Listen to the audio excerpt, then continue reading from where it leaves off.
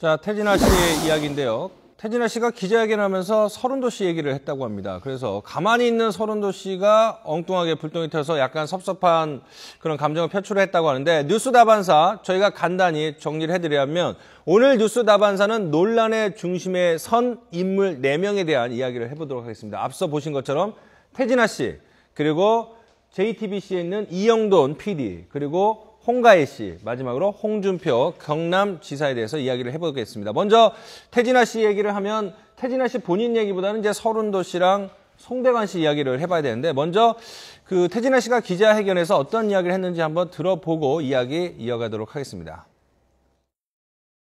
지금 뽕짝 가수 서른도 부인이 도박 전과가 6범돼요. 그래가지고 얘도 서른도 부인이 도박 전과 그렇게 많아갖고 재산 어장났고.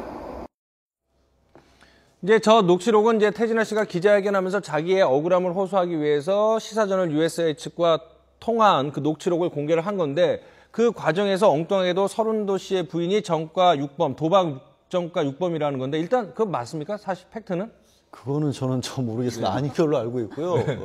전혀 상관없는 얘기인데, 이거는 사실 그렇습니다. 이렇게 뭔가 어떤 다른 사람의 명예를 분명히 깎을 만한 내용이고, 설령 저게 어느 정도 근거가 있는 얘기라도 저런 얘기가 절대 나와서는 안 되는 거거든요. 공공장소에서는. 그렇죠. 그건 법적으로도 금지돼 있고. 근데 옆에 저 뒤에 변호사 따라간다고 변호사가 왜? 저는 예. 정황이 너무 이해가 안 가는 게, 저 변호사님이 같이 대동을 하셨단 말이죠. 근데 녹취록을 전부 공개하는 이유는 알겠습니다. 왜냐하면 녹취록을 일부만 공개하면 뭐 당신들이 필요한 부분만 발췌해서 공개했구나 이렇게 얘기해서 본인들이 얘기하는 이 주장의 신빙성이 덜 실린다고 생각할 수도 있는데, 그렇다면 변호사님이 계시면 최소한 저 부분을 조금이라도 이제 그 좀 수정을 해가지고 저 부분만 안 들리게 한다든지, 이렇게 뭐 삐 처리를 한다든지 이런 식으로 해서 저 부분을 안 드러내고라도 이게 전체의 녹취록이라는 거를 충분히 어필할 수는 있거든요.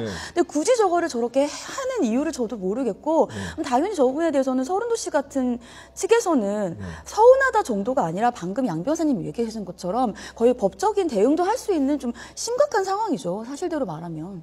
그러니까 본인 억울함 호소하자고 가만히 있는 동료의 부인의 전과 기록까지 공개를 했으니까 사실 범죄로 치자면 되게 심각한 범죄일 수도 있을 것 같아요. 그러니까 이제 고의로 한 건 아닌 것 같아요. 일부러 그분의 명예를 훼손시키려 한 건 아니겠지만, 그래서 이제 형사상으로 문제 삼지는 어렵겠지만 민사상으로는 충분히, 민사의 경우에는 과실로 했더라도 그거는 분명히 손해배상 청구를 할 수 있는 상황이거든요. 두 분 다 오랫동안 같은 가요계에서 같은 분야에서 종사해 준 분들이라 그런 일 없겠지만 조금 더 신중하셨어야 되지 않을까. 그리고 뭐냐면 이제 서른도 씨 옆에서 변호사분이 있으면서 얘기하는 과정에서도 뭐 자제시키기도 하고 그런데 막 뿌리치고 또 얘기를 하고 그랬잖아요. 그래서 그걸 보면서도 저는 저럴 거면 변호사를 왜 대동하고 나가셨지 하는 생각도 좀 들고, 좀 급박한 심정, 굉장히 절박한 심정은 이해가 가지만 그런 것을 막고자 더 이상 그런 일이 확산되지 않기 위해서 기자회견을 한 것이고 굳이 법조인을 대동을 한 것인데, 그럼에도 불구하고 저런 실수들이 나왔다는 것은 조금 뭐 좀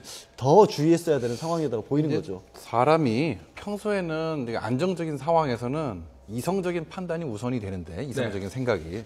근데 감정이 솟구칠 때는 감정이 이성을 이길 수밖에 없게 돼 있습니다. 뇌의 구조상 이성적인 판단을 감정이 차단하게 돼 있어요.